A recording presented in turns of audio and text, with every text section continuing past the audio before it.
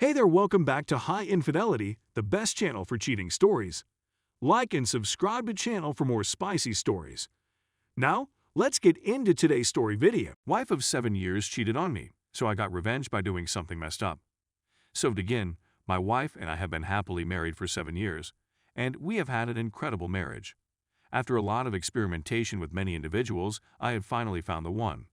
We seldom argued since we were both obsessed with the same things: anime, otaku culture, fitness, and so on. Even after this long, we would 2-4 times a week, and she would hardly ever stop my advances. Even though she had a job, she would always for me, and I was over heels in love with this ideal woman. We had no children, but we planned to have them when the time was perfect and our finances increased to a level that we were both comfortable with, but that is now impossible for her. So it all began 8 months ago, when I saw my wife was always addicted to her iPhone. That struck me as odd, so I joked, "Why are you on the phone so much? You cheating on me?" And, believe it or not, my wife's face went pale the moment I said that. I remember having a nasty sensation in the pit of my stomach as soon as I saw that face, but then my wife replied, "Don't be stupid, and simply walked up to me and kissed me. We had after that, but I was still thinking about it, even after we were done. Now, being the naive, stupid little fool that I am, I didn't question her anymore that day, making excuses like, "Oh, it's weird to ask to peek at her phone," or "I should trust her more." So I simply disregarded it and went to bed with her. The next week, I noticed my wife was arriving home later than normal, and when I confronted her about it, she told me it was because of work, and they had some new projects at work. When I questioned her about the new initiatives, she was cryptic and claimed she was too exhausted to discuss work at home.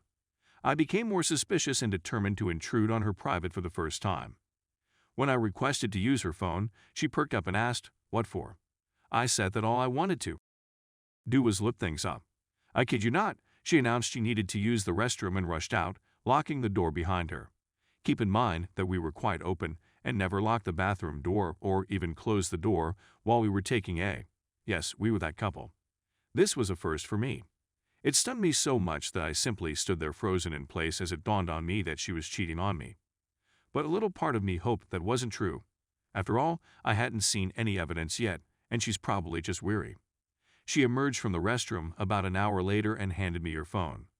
She said I could use it and apologized for locking the bathroom since it was a large and she didn't want it to stink too much, which was strange because we never gave it before.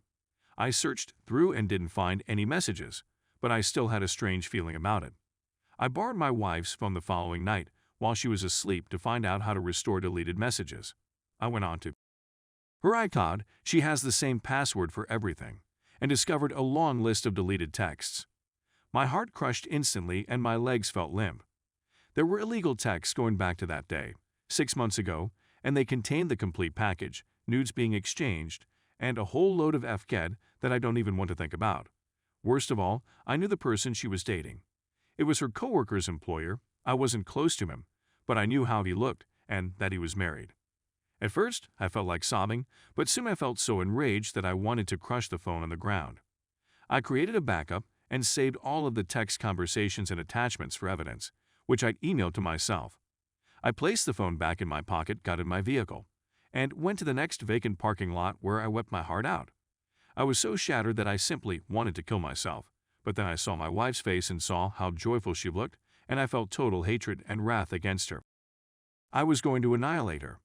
After receiving frantic calls from my wife, I arrived home, and she questioned me in a frenzy about where I had gone and what was going on. I'm not sure how I accomplished it, but I simply smiled and lied about testing the automobile.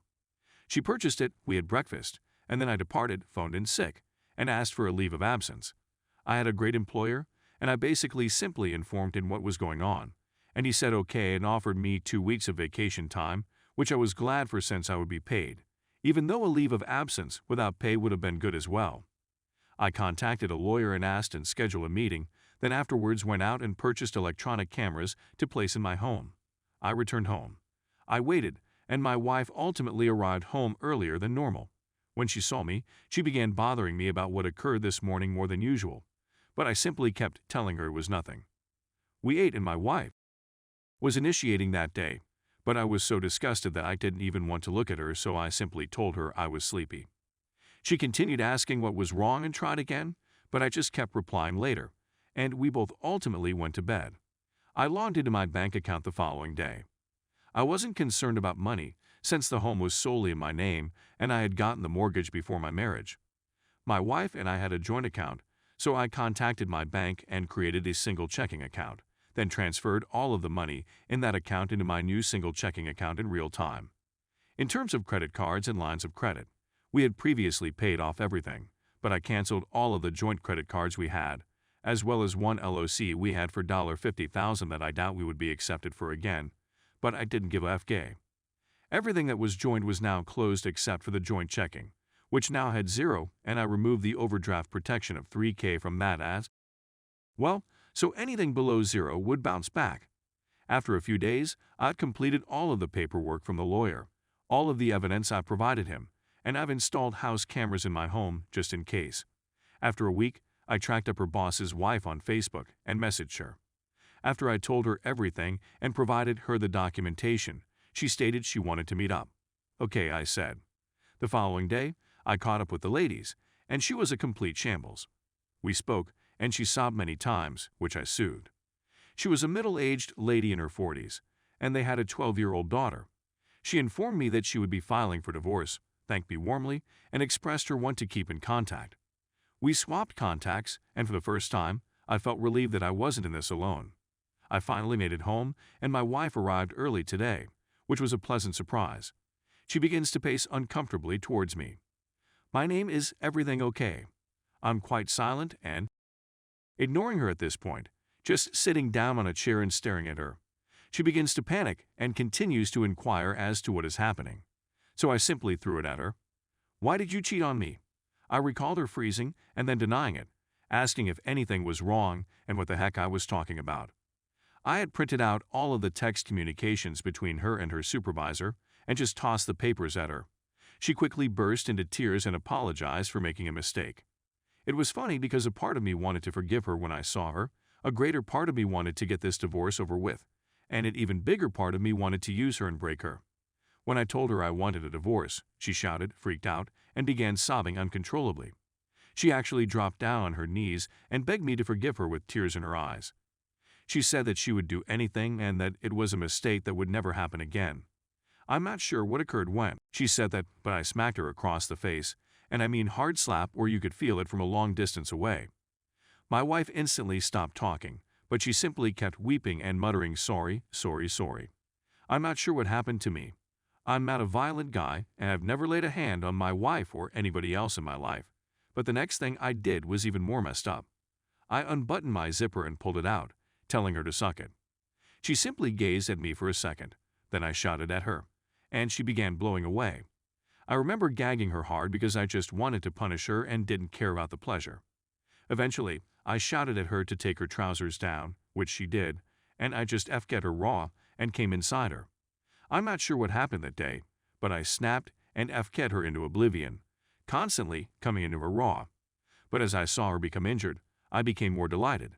She was screaming and asking me to stop, but I continued to read the passages whenever she did, and she stopped moaning. We both soon fell asleep on the bed.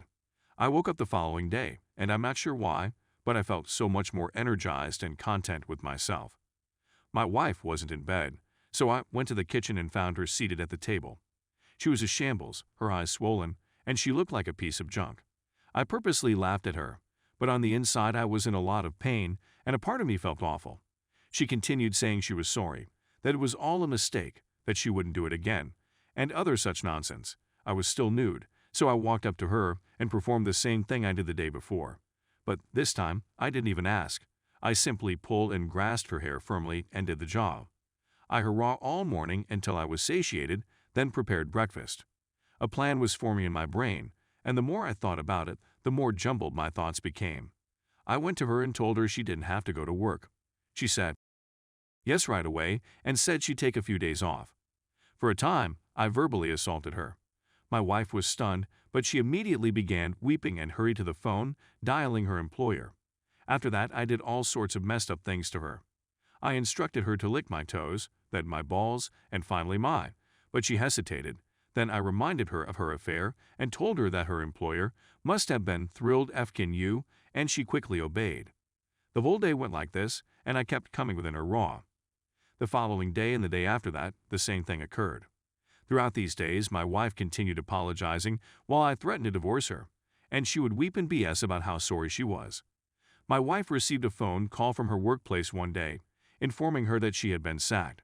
Apparently, the AP wife had told her husband's company about my wife and his connections since it was against policy, and there was some other things involved as well, but I was too busy trying to laugh at her when I saw my wife's expression was depressed. Her cries became more intense, but I persisted in telling her that I would still divorce her until she performed what I requested of her. She said that she was willing to do anything, practically anything. I told her I wanted to have a child. When she heard this, she sprang into tears, stating she would love to give birth to my children, that she had always wanted to be a mother, and that she would wait until I was comfortable. Perfect, I said. We continued having. Before my drive, I was probably slightly over average, but now I was eager anytime I saw her. I liked the control I had over her, as well as the suffering I was inflicting her or when she was in pain. After about 2 weeks, my wife very much followed all of my directions. I warned her about the cameras in the home and that if she went out for an extended period of time, I would leave her.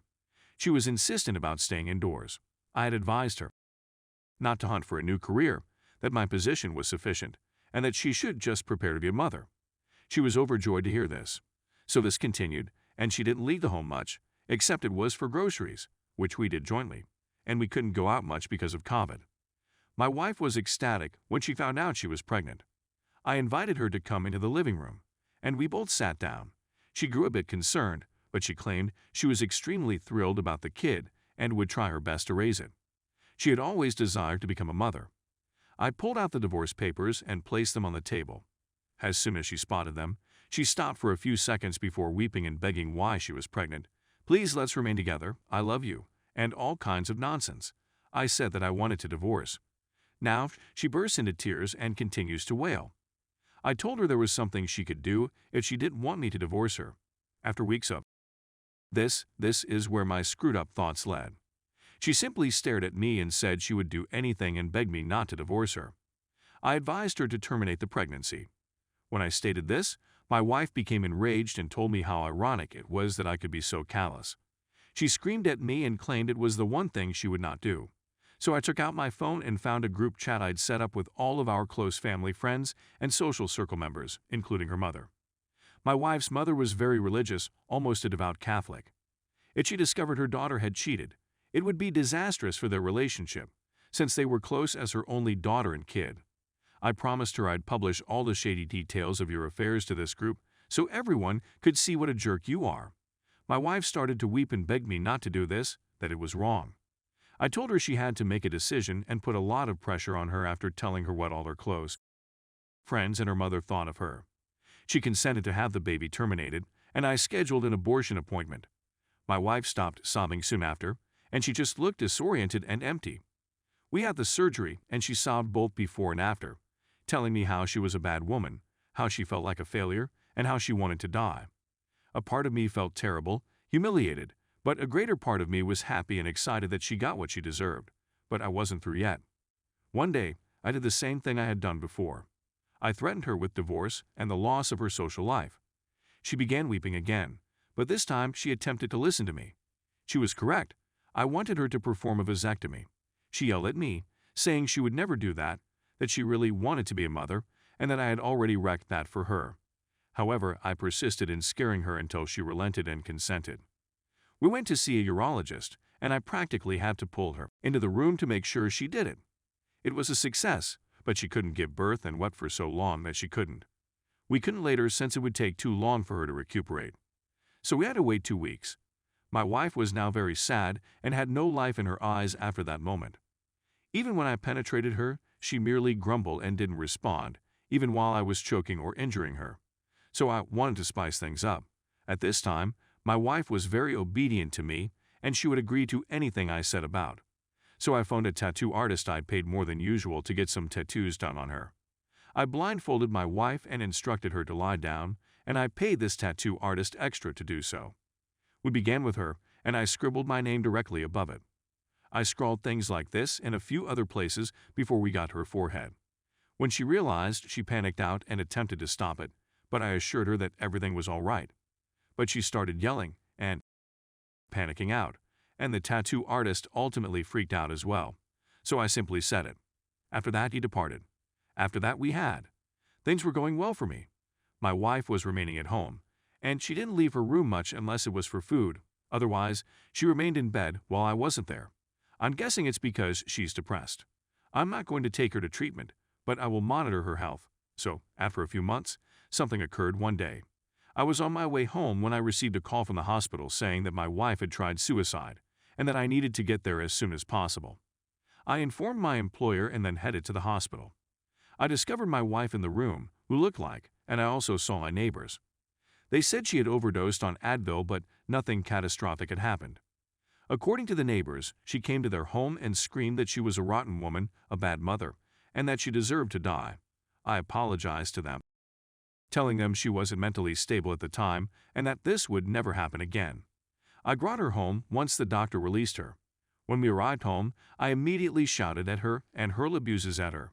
She merely stood there and collapsed to the floor. I grabbed her, but she immediately deflated back to the floor, like she was dead or something. It seemed strange. I simply grabbed her up and flung her into the bedroom, prepared her some food, which she ate, and spent the day nursing her. She eventually came out of her depression, and I resumed the rigorous routine, but she's terribly sad these days, and she often expresses her want to die. To be honest, I'm not sure whether I'm going to divorce her. I enjoy where things are right now, but it's nice to know that I have the choice.